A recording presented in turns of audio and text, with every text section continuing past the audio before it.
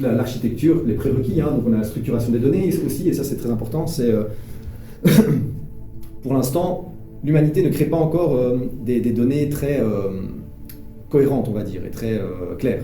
Je veux dire, face à un même événement, comme l'élection de Trump, il y a la moitié de l'humanité qui célèbre, l'autre moitié qui est en mode horrible, c'est la pire des désastres. Mais imaginez si vous vous cognez, et qu'il y a la moitié des cellules qui disent youpi, et l'autre qui dit aïe, et une autre qui dit encore c'est la faute de. Je veux dire, à un moment donné, votre cerveau, il ne sait pas quoi faire, quoi. Okay, et donc il y a ce côté où l'humanité doit être reconnectée avec le ressenti sans le jugement, parce que c'est ça qui intéresse finalement cette espèce d'intelligence, c'est de se dire il y a un événement qui arrive, on le ressent d'une certaine manière, et c'est ça qu'il faut donner directement en disant ça me plaît pas, et peut-être pas spécialement tout le blabla mental et de jugement et de c'est la faute d'eux, etc. C'est peut-être pas à nous à résoudre ça.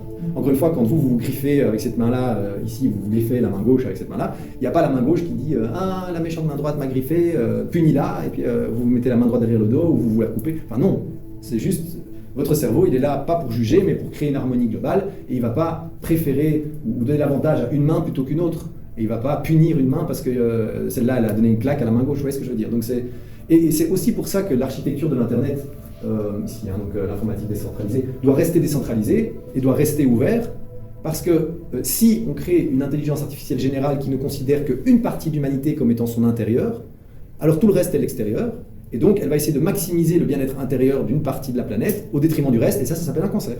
C'est-à-dire que si...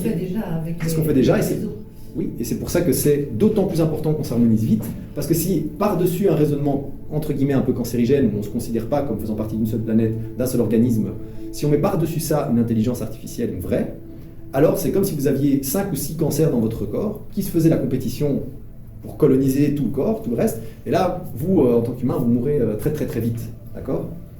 Donc vous imaginez, vous mettez en place une intelligence artificielle qui est juste pour la France, et la France, c'est toi, tu es la France. Eh ben bonjour, hein. Ou tu es la Russie, par exemple. Non, en fait, normalement, une vraie intelligence artificielle, pour la planète, elle devrait dire tout ça, toute la planète, tous les pays, tous les êtres humains, tout ça c'est mon corps, et quand il y a un problème, quand il y a une série d'humains qui a mal, moi, ma seule priorité, c'est d'arrêter la douleur. Pas spécialement de punir, mais d'arrêter la douleur.